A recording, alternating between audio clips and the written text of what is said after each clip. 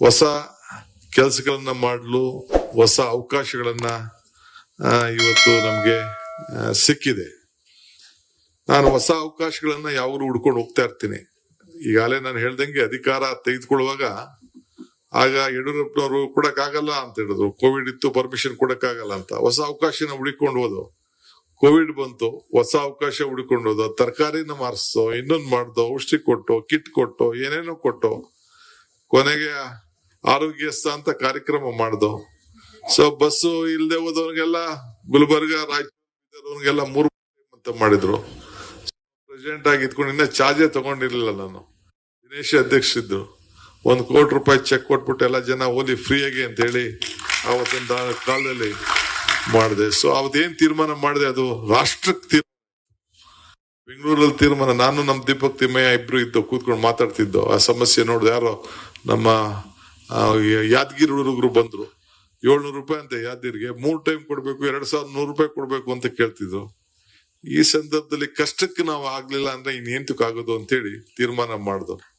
So ಆಮೇಲೆಲ್ಲ ಜನಗೆ ನಮ್ಮ ಒತ್ತಡ ತಡಿನಾರ್ದೆ ಇಡೀ ಗೌರ್ಮೆಂಟ್ ಫ್ರೀಯಾಗಿ ಅವ್ರನ್ನ ಕಳಿಸ್ಬೇಕಾದಂತ ಒಂದು ಪರಿಸ್ಥಿತಿ ಬಂತು.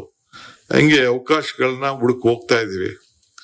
ಈಗ ಮುಂಗಾರು ಪ್ರವೇಶದ ಗಳಿಗೆ, ಈ ಗಳಿಗೆಯಲ್ಲಿ ನಾನು ರಾಜ್ಯದ ಮುಖ್ಯಮಂತ್ರಿಯಾಗಿ ಇವತ್ತು ಅಧಿಕಾರ ಸ್ವೀಕಾರ ಆದ್ಮೇಲೆ ಈ ರಾಜ್ಯಕ್ಕೆ ಜನಕ್ಕೆ ಹೊಸದೇನಾದ್ರು ಕೊಡ್ಬೇಕಲ್ಲ, ವಿಚಾರವನ್ನ ಮಾಡ್ಬೇಕಲ್ಲ, ಆಡಳಿತದಲ್ಲಿ ಬೆಳಕು ಕೊಡ್ಬೇಕಲ್ಲ. ಈಗ ನಾನು ಆಡಳಿತ ಪಕ್ಷದ ಸಂಘಟನೆ ಜೊತೆಗೆ ನಾನ್ ಮುಖ್ಯಮಂತ್ರಿ ಆದೆ ಅಂತೇಳಿ ನಾನು ಈ ಆಫೀಸ್ನ ಬಿಡೋನಲ್ಲ, ಗಿರಾಕಿ ನನ್ನ ಬಿಡೋನಲ್ಲ ನಾನು. ಇಲ್ಲೇಕೆಂದ್ರೆ ನೀವೇ ಉಸಿರು, ನೀವು ಸ್ಟ್ರಾಂಗ್ ಇದ್ರೆ ನಾವು ಸ್ಟ್ರಾಂಗ್. ನನ್ನ ಕಾರ್ಯಕರ್ತರೆ ಉಸಿರು. ಇದ್ರ ಬಗ್ಗೆ ನಂಬಿಕೆ ಇಟ್ಕೊಂಡಿರೋರು. ಸಂಘೆ ಹೊಸ ಬೆಳಕನ್ನ ಮೂಡಿಸಲು ಒಟ್ಟು ಅನೇಕ ವಿಚಾರಗಳನ್ನ ಮಾಡಿಕೊಂಡು ಬಂದಿದ್ದೇನೆ. ನಾನಷ್ಟು ವಿದ್ಯಾರ್ಥಿ ನಾಯಕರಾಗಿ 7ನೇ ಕ್ಲಾಸಲ್ಲಿ ಎಲೆಕ್ಷನ್ ನಿಂತಿದ್ದ ನಾನು. ಆಮೇಲೆ 10ನೇ ಕ್ಲಾಸ್ ನಿಂತೆ, ತಿರ್ಗಾ PUC ನಿಂತೆ, ಡಿಗ್ರಿಗೆ ನಿಂತೆ, ತಿರ್ಗಾ ಫೈನಲ್ ಇಯರ್ ಡಿಗ್ರಿಲೆಲ್ಲ ಆರಾಧ್ಯವನ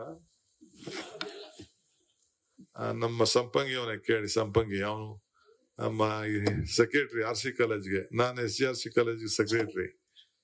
ಸೊ ಹಂಗೆ ನಾವೆಲ್ಲ ಇದ್ದವರು.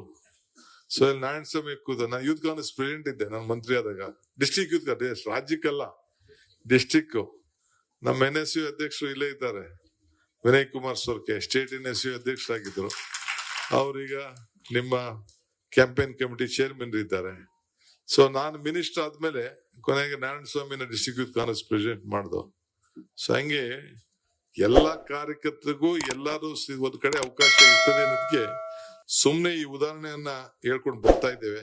ಲೇಟೆಸ್ಟ್ ಹಾಗೂ ಇಂಟ್ರೆಸ್ಟಿಂಗ್ ಸುದ್ದಿಗಳಿಗಾಗಿ ಬಾಸ್ ಟಿವಿ ಕನ್ನಡ ಚಾನೆಲ್ನ ಸಬ್ಸ್ಕ್ರೈಬ್ ಮಾಡಿ. ಹಾಗೆಯೇ ಬೆಲ್ ಐಕಾನ್ ಪ್ರೆಸ್ ಮಾಡಿ.